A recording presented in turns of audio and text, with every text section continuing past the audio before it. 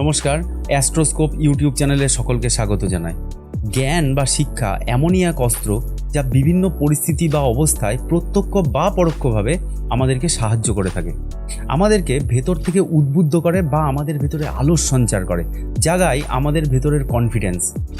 শিক্ষা ব্যবস্থার ব্যাপারে যে সমস্ত ঘরগুলি হরোস্কোপে দেখতে হয় তা আমরা গত ভিডিওতে আলোচনা করেছিলাম। আজকের ভিডিওতে আমরা জানবো যে কিভাবে বিভিন্ন গ্রহ নিজেদের চারিত্রিক বৈশিষ্ট্য অনুযায়ী এই শিক্ষা ব্যবস্থাটাকে বা শিক্ষার যে ভাবটাকে সেটাকে কিভাবে প্রভাবিত করে।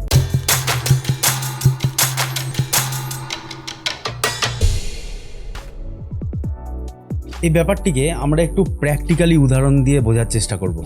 ধরুন আমাদের মধ্যে কেউ গভর্নমেন্ট জবের জন্য প্রিপারেশান নিচ্ছেন, তো গভর্নমেন্ট জব পেতে গেলে আমাদের 3টে গ্রহ কিন্তু খুব রেসপন্সিবল। তার মধ্যে একটা হচ্ছে রবি, দ্বিতীয়টি বৃহস্পতি এবং তৃতীয়টি কিন্তু অবশ্যই শনি। ঠিক আছে, তো এবার দেখুন প্রথমেই কিন্তু আমাদের দরকার লগ্নপতি। লগ্নপতি অর্থাৎ প্রত্যেকটা লগ্নের এক একটা লর্ড হয়, সেই লর্ডটা হচ্ছে তার লগ্নপতি। লগ্নপতি যদি শক্তিশালী হয় তাহলে কিন্তু সে শারীরিকভাবে যথেষ্ট সমর্থ বা শারীরিকভাবে যথেষ্ট সাপোর্টিভ, বা যে কোনো সিচুয়েশানে সে কিন্তু লগ্নপতি তাকে কিন্তু সাপোর্ট দিয়ে দেবে। ঠিক আছে, এবার হলো সে কি যথেষ্ট পরিশ্রমী? চাকরিটা পেতে গেলে তো অক্লান্ত পরিশ্রমের দরকার, সেটা কি সে করতে পারবে? চলে আসবে কিন্তু আমাদের মঙ্গলের প্রভাব। ঠিক আছে, আমরা জানি মঙ্গল মানে ক্ষমতা বা পরিশ্রম। দ্বিতীয়ত তাকে কিন্তু প্রচুর পড়াশোনা করতে হবে, প্রচুর ইনফরমেশান কালেক্ট করতে হবে এবং খুব অল্প সময়ে সেগুলোকে রিকল করতে হবে, তাড়াতাড়ি উত্তর বানাতে হবে।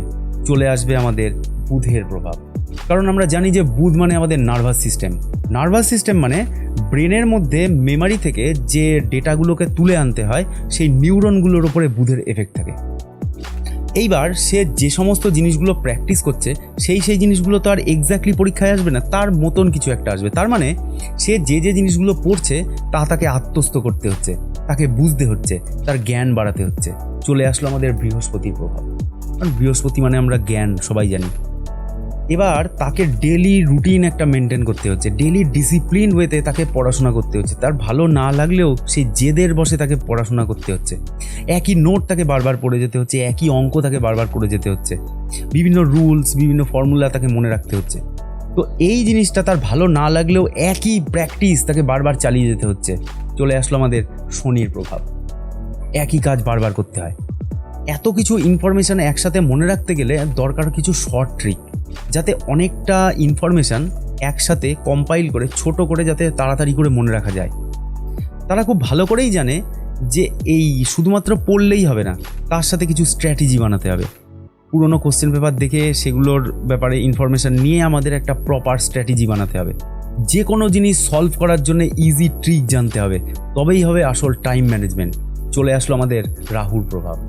এবার দেখা গেল সে কোনো পরীক্ষায় ক্র্যাক করতে পারলো না, অথবা সামনের পরীক্ষাটাতে সে ক্র্যাক করতে পারবে কিনা সেটা নিয়ে তার একটা হতাশা চলছে, যে পারবো কি পারবো না। তার বারবার মুড সুইং হচ্ছে, আনসার্টেনিটি একটা কাজ করছে তার মধ্যে, বা অজানা একটা ভয় কাজ করছে। চলে আসলো আমাদের কেতুর প্রভাব। এই সকল পরীক্ষার্থীর সাধনার মধ্যে তার মনকে যথেষ্ট পজিটিভ এবং ফোকাস রাখাটা কিন্তু অত্যন্ত জরুরি, যাতে তার মন সবসময় তাকে সঠিক দিকে চলতে সাহায্য করে, তার মন যেন কখনো ডিস্ট্র্যাক্টেড না হয়। চলে আসলো আমাদের চন্দ্রের প্রভাব। প্রত্যেকটি গ্রহেরই নিজস্ব কারকতা বা চরিত্র অনুসারে আমাদের বিভিন্ন সাবজেক্ট পছন্দ হয়। আজ শুধু কোনো বিষয়ে সাকসেস পেতে গেলে এক একটি গ্রহ আরেকটি গ্রহের সাথে কীরকমভাবে সম্পর্কিত তা আলোচনা করা হলো। ভবিষ্যতে বিভিন্ন গ্রহ দ্বারা কিভাবে আমাদের বিভিন্ন সাবজেক্ট পছন্দ হয়, মানে কোন গ্রহ কীরকম ধরনের সাবজেক্টের সাথে রিলেটেড, সেগুলো আমরা আলোচনা করব। ঠিক আছে, আজকে এ পর্যন্তই। ভিডিওটি কেমন লাগলো প্লিজ জানাবেন সবাই। Thanks for watching and please keep supporting.